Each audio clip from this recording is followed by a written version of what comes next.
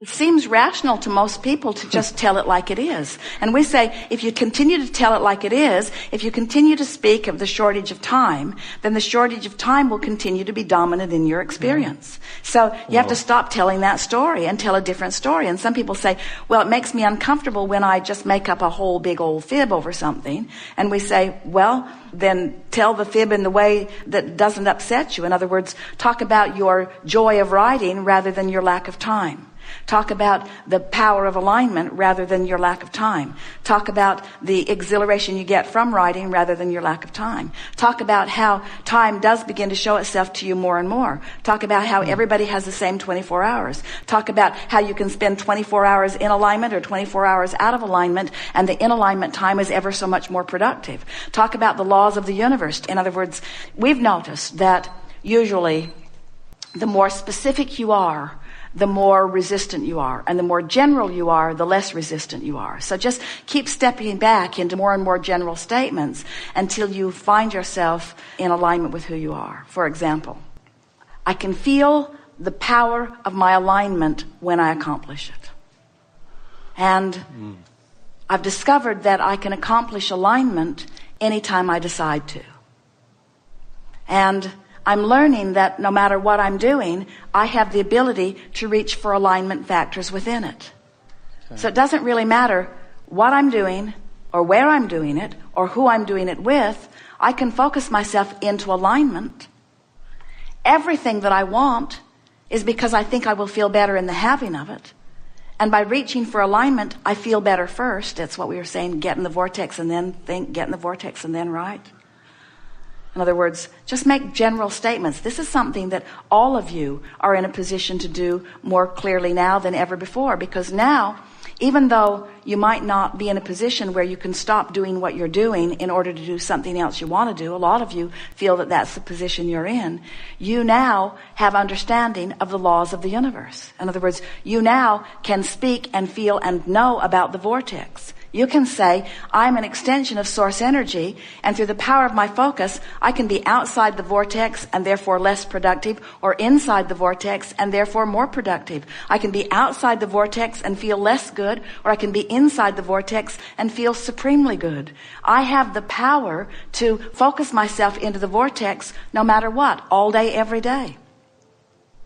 I am an extension of source energy. The larger part of me is already in the vortex. The larger part of me is calling me there.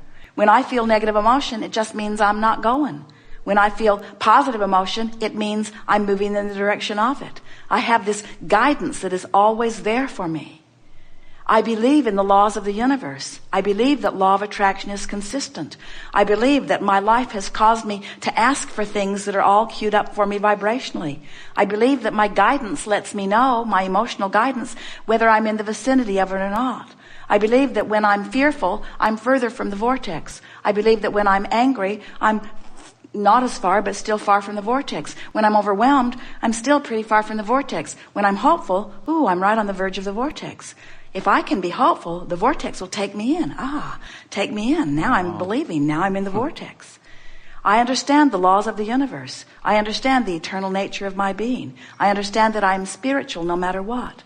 I understand that source energy is always there, wrapped around all that I have become. I understand that my emotions are my indicator of how well aligned or not aligned I am. I understand that my work is to close this gap. I understand that there are things that I can focus upon that will take me right in the vortex, and things I can focus upon that will take me right out of the vortex.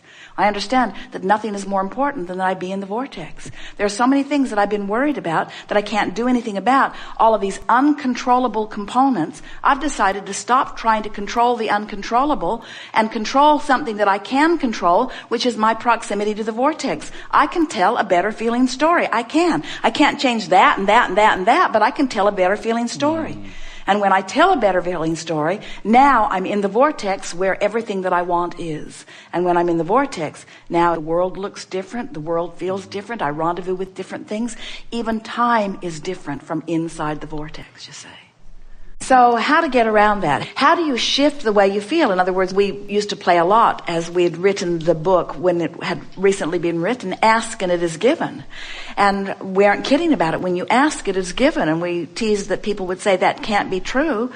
where's my stuff? Because I know I've been asking, where is it? And we say it's waiting for you in this vibrational reality, waiting for you to stop dominantly believing that it isn't there. It's the same thing that you can't find something that you believe is lost. You have to get distracted from it, where you're no longer keeping active that vibration that you can't find it.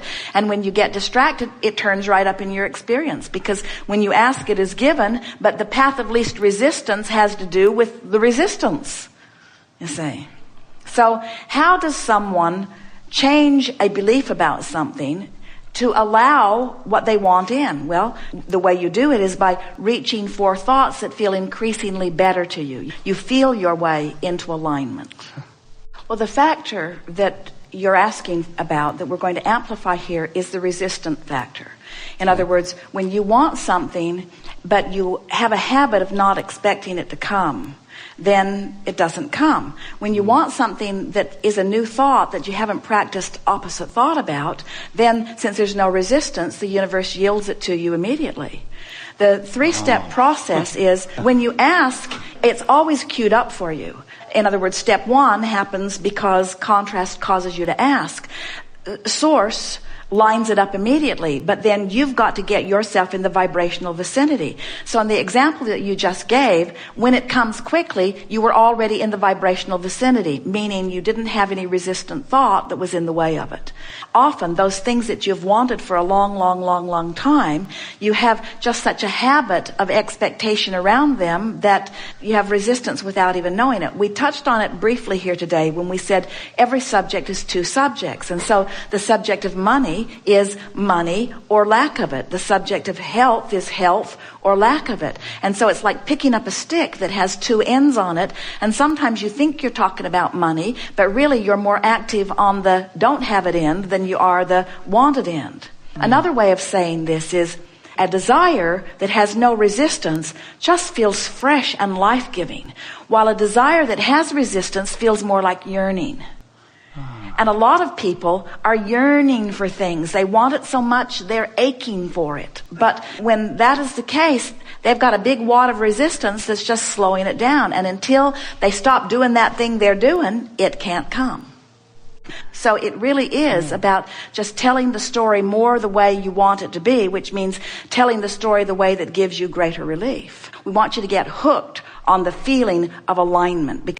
These two vibrational aspects of you, when you are in sync, when in your physical body you have brought yourself into alignment with your source, you feel wonderful. And did you hear the precise words that we offered? When you bring yourself into alignment with who you really are, you will never hear us say, when non-physical moves out of the vortex of well-being and aligns itself with your ornery self, you'll never hear us say that, because the source within you will always remain in that pure positive energy place. And if you are going to be in sync with source, you got to do the moving.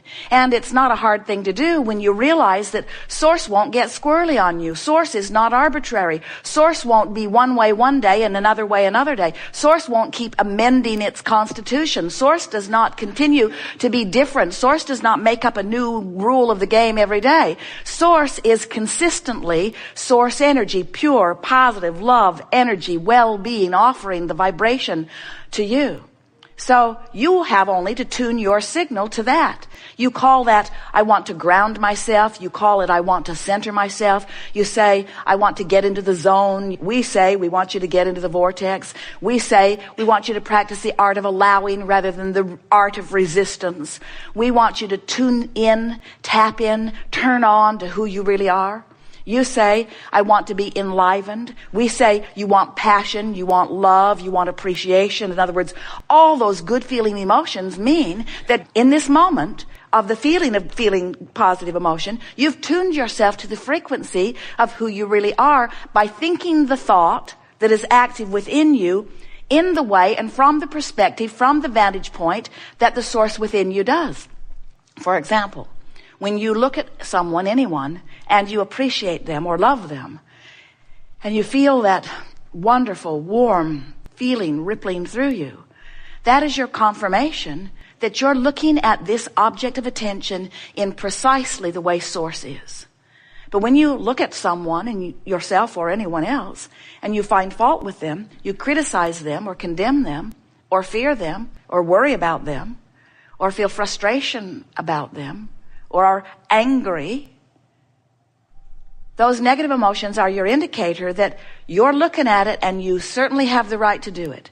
And your opinion matters, and it's right that you have one.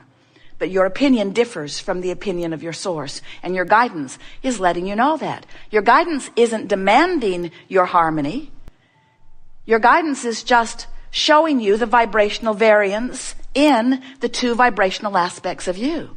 And when you get that, then you can begin tuning yourself to the frequency of who you really are. Now, there are many benefits to that. Sometimes we play with our physical friends because there are many things you want that sometimes you feel aren't coming fast enough. And we say, those things that you want are already vibrationally queued up for you in your vortex of creation, and your inner being, the source within you, is there holding the picture of that steady so that you can tune yourself to it. And sometimes we tease our physical friends because they say to us some version of, you mean I have to tune myself to feeling good and then I'll get what I want? And we say, we know it's a terrible price to pay to actually have to feel good before what is good can flow steadily and constantly and abundantly into your experience. But we so want you to understand that it's already been carved out for you, in part before you got here, and a great deal of it since you've been here, as you've been living life and asking for improvement. In other words, when we speak of your past, present, and future, we acknowledge that during your past and even your present, you are launching vibrational requests forward into your vibrational reality. And when you do, they become present reality, vibrationally speaking. So from our vantage point, when you ask, the answer is so immediately given. The solution to your problem is so immediately discovered that what you call your future manifested reality is what we see as your present vibrational reality. And today, it is our desire to help you to bridge that gap so that you are more often inside your vortex of creation, where your reality has already materialized, where all of the cooperative components have already been assembled, so that you don't feel that lag between wanting and receiving. You could do that today if you were vibrationally tuned to your vortex of creation. Do you know what we mean by this vortex of creation? Before you were born, you were a singular energy. You were source energy. And a part of that source energy was focused from that non-physical vantage point into this physical body that you now think of primarily as you. We don't think of you in your physical body as primarily you. We still think of this source energy part of you as primarily you. This part of you is helping, certainly, and this part of you is fundamental to you. This part of you is the personality that you know as you. But you in your physical body, sifting through the contrast and giving birth to new desires, you are actually adding to this whole of you, to this vibrational version of you that is the reality of you. Most of our physical humans don't know that. Your beasts know it. There is very little gap or lag between your physical animals and their vibrational reality. You call them instinctual. Especially those in the wild. Those that you have domesticated begin to act a little bit more like you, in that they separate themselves from who they truly are more readily. You don't find too many dogs holding a grudge. But sometimes they do retreat into fear in response to what's going on in their physical environment, if they are harshly treated and so forth. But physical humans, you find so much to fuss and worry about that you often affect a separation, it's too strong of word, but you get the point, a vibrational difference or variance between the source energy, vibrational